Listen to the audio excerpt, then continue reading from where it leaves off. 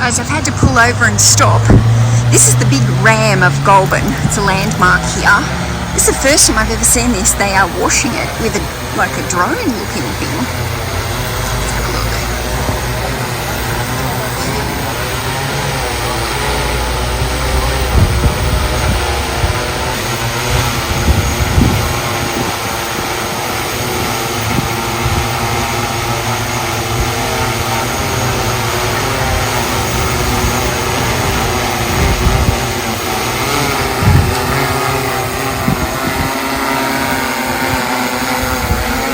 Absolutely fascinating. I never knew that they had to come and clean the ram.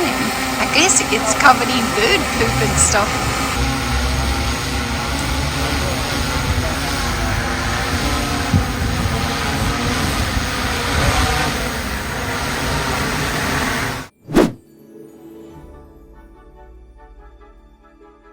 I am heading into one of the local book fairs here. Now, today I'm going to a Lifeline book fair. It's probably one of the biggest book fairs here in Australia. They hold it here in Canberra. They do it twice a year in February and September. They have a smaller one mid-year around July. Now, even though I've got a lot of inventory back in my warehouse, I'm still not going to miss this opportunity to come into the book fair, especially on the day one of a book fair. I'll just let you know that day one of a book fair is always my biggest priority. If there's a book fair that runs for 3, 4, sometimes they run all week, coming to the book fair on the very first day is of my highest priority. That is where you get the best books before they've been picked through. Once you're coming in on a book fair on day 3 or day 4 or day 5, those books have been heavily picked. So by getting here first thing, as soon as it opens on the Friday morning, you've got the best opportunity of getting the highest priced books that you can possibly get to be able to resell on eBay or wherever you're selling, whatever platform, to make some profits. So Friday here is always a very busy day. There's going to be a lot of people in the queue. It's currently about 7:30 in the morning. It doesn't open till 9, but it does get like a really, really big lineup here. So you have to be here early. They do price all the books individually at the book fairs.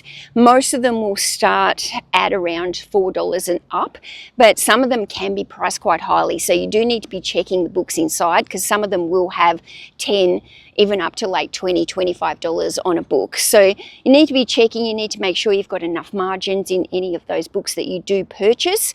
So you can't just be like, it's not like $1 or fill a bag or anything like that. You have to be mindfully spending and mindfully choosing the books that are going to go into your store and make higher profits. I'm not here today to buy bread and butter for my store. I've got plenty of bread and butter back at the warehouse. I'm here to buy quality books, books that I can sell for higher prices. So it's about 20 to 9 at the moment, and this is the line so far outside the book fair. So it's wrapping around like a snake. So it's quite thick there. I don't know how many rows there are. There's, you know, at least probably 12 or 15 rows there of people. So as you can see, but in the next 15 minutes, we'll probably even get another influx of people. Sometimes the line is actually right over around the corner over there. So today it's actually a little bit, I would say not as busy as normal, but still a lot of people. And you can see why you don't want to be at the end of the queue going into the door.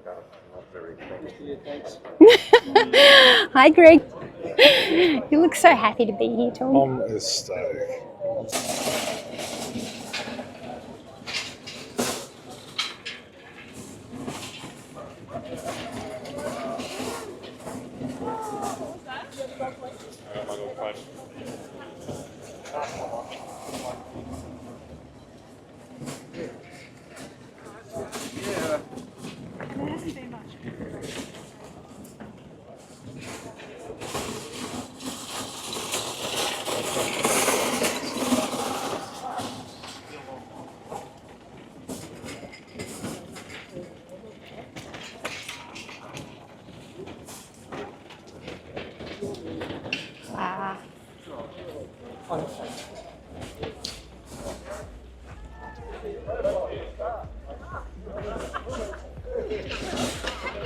Yes. See you later. Hello. I'm good. How are you?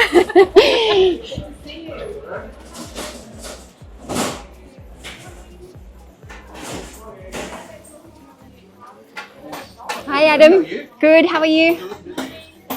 Ooh, morning, morning, morning. Morning, Sarah. Tom's got the guns out.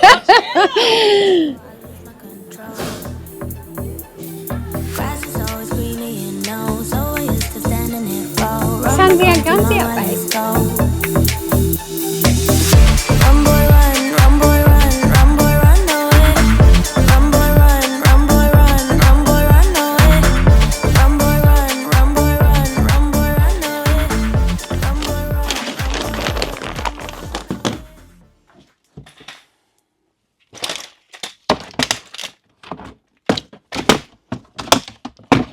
Right, now I've come up here into one of Tom's book sorting warehouses.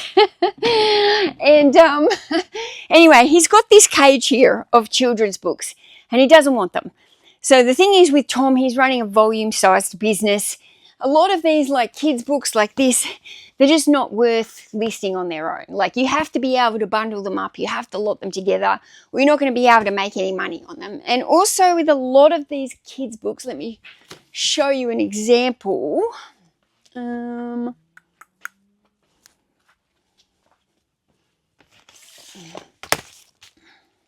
lot of them are really large, and so the larger the book, obviously it needs the larger the mailer, and the larger the mailer means more postage costs. And anyway, so we try and keep the postage costs down as low as possible. And obviously, like, it's great to use a large mailer if you're using like a large bundle of books, but just to use on a low end book like this, and this one you can see is damaged, so it wouldn't be a damaged one that I'm talking about, but I'm just saying like a lot of the kids books, and a lot of them are square as well, and the square mailer, once you use a square book, it needs to go into a bigger mailer again. It doesn't fit into the smaller ones. So Tom basically is not interested in selling these kids books. They don't fit his particular business model. But as they've been sorting their books, the boys have just been putting all the kid ones onto this orange thing. He knows that I'm doing kids books. He knows that I've got a lot of kids books waiting at in my home garage to sort at the very end after I've gone through all of my own cages. But basically, I'm going to look through these now. I obviously don't want kids books that are like this, that have got damage on them. That's not what I'm looking for. I'm looking for books that I can bundle up into my own value bundles. Hi, Craig. Hello. You can come through. That's all right. I'm going to time-lapse myself going through these books and maybe occasionally talk. Is that going to annoy you? Don't worry, it's not pointing on you or anything. Right, so I've just got a couple of plastic tubs here that I just found. I'm going to put them here on the floor, so as I'm sorting the books that I don't want, I'm going to put in these, because then basically I'm going to put them back onto the orange trolley for Tom and he can deal with them himself. I'm going to be picking out the ones like this that I know that I've got other ones of these at my house that I'll be able to bundle together and make lots. So the ones I'm keeping, I'm going to put in my trolley. The ones I'm sorting through and I don't want, they're just going to go there. And then, yeah.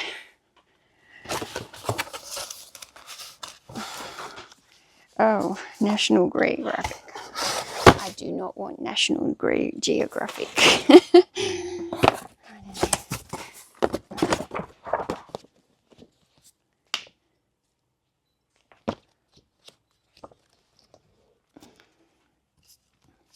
Okay, there's literally a whole box of these same books. Now, they don't look to have like any regular publisher or something. They're probably self-published. There's a whole lot of them. I'll be able to put them into mixed bundles of mixed kids books and just keep popping them in as an extra book. So I will take those. This box is about, you see, about 3/4 full.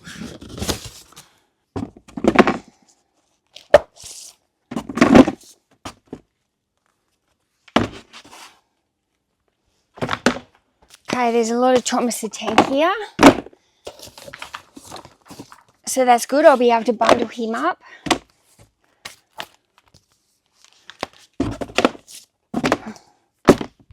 I'm not sure what charity shop thought that $8 was going to sell this book. But clearly this is why this book probably has ended up in a discard pile, because nobody's paying $8 for this tiny little Peter Rabbit book. You wouldn't even pay that at the shop. It's ridiculous. Obviously, I don't want any books that are damaged like these. You can see these pop-up ones. I don't want tiny little things like this.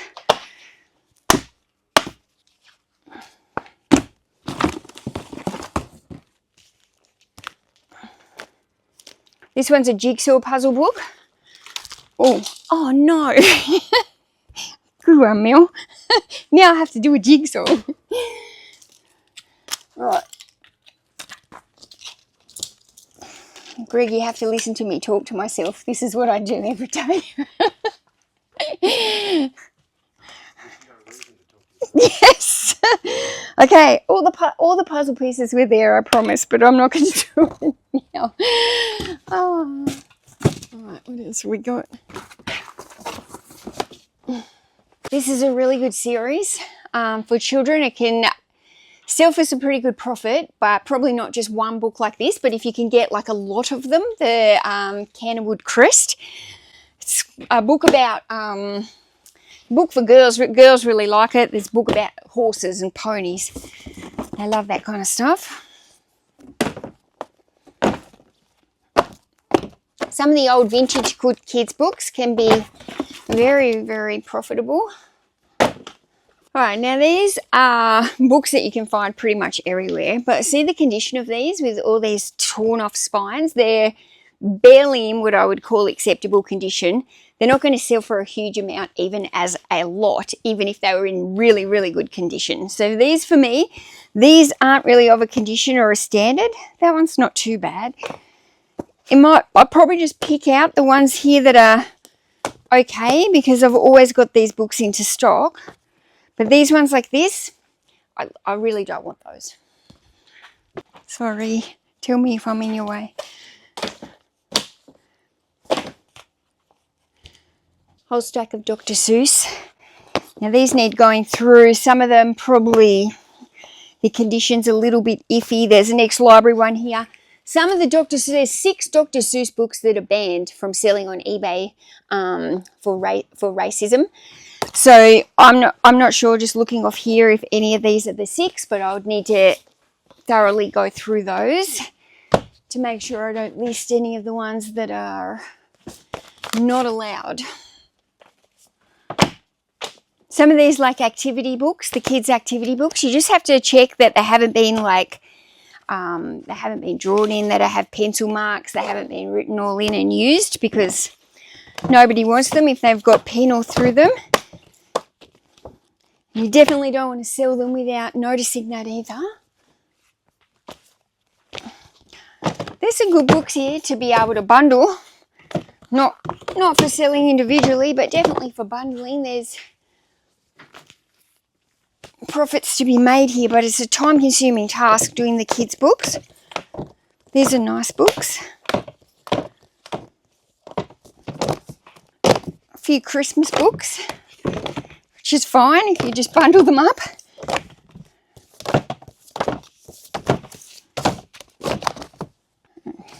Yeah, see that one? You don't want to be selling that. Nobody wants that book. Well, I think I underestimated how much there was here in these containers. I'm going to need more. 2 big tubs full of keepers, 1 tub of discards. I'm going to take these down in my warehouse and I'm going to come back and sort more. Okay, let's go. I'm chasing dreams, I'm chasing light. Pushing boundaries, taking flight. I keep my head high, never look back. No stopping now, I'm on the rise. I'm versatile, yeah, I'll flip the script. Changing the game, baby, I never slip. Head up, I'll move it right to the top. Every door out, when I'm ahead. Got some vintage Enid Blyton.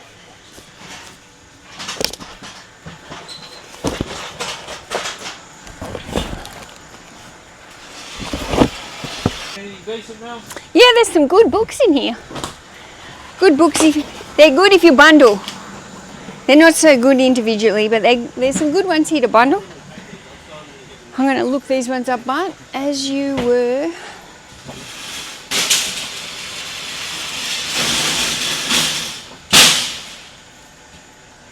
Tom, these are war books instead of kids, and they're selling 20, 22. Do you want them? Okay. Where do you get them from? They're here. They're not kids. They look like kids, but they're war books.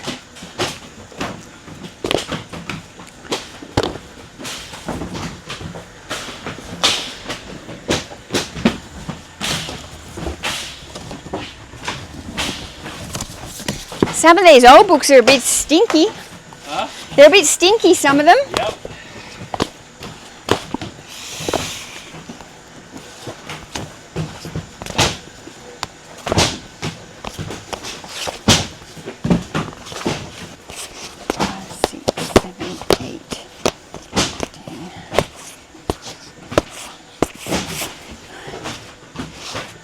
Okay, we've got books 1 to 15 here, vintage Sesame Street libraries. So there's none missing, 1 to 15.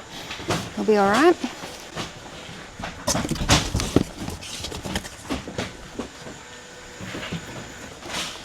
Cub Scouts.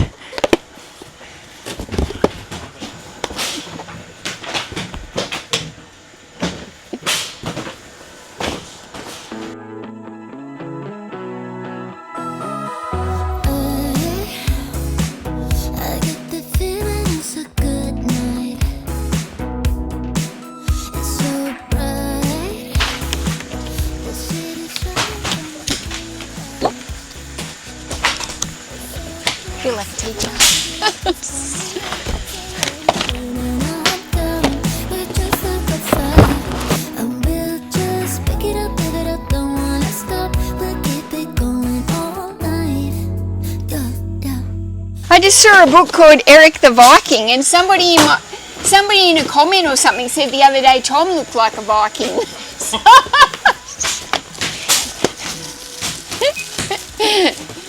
I reckon that's a compliment, Tom.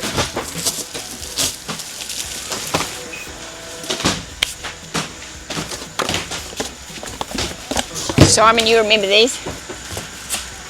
What? All the right Vegemite. Sharon would remember that. They're funny, but they're funny poems. They're right. No, it was never my thing. Far out, Brussels sprout. I never sat still long enough. Jingle bells, Batman smells, Robin ran away. The Batmobile lost its wheel and landed in the bay. We thought they were funny anyway. Right. Now I get to pick through all the books that Tom doesn't want. I'm just in free book heaven today. I'll bring my car up and get this, I think. Any over there you don't want? Oh, I'm just taking them out now, and then I'll leave here what I don't want. There's not many. Okay, never mind. We can just put them in there. Okay guys, this massive truck with this massive shipping container, which I've got no clue of the actual size, but it looks absolutely huge, has just arrived, full of inventory for Tom, because he needs more.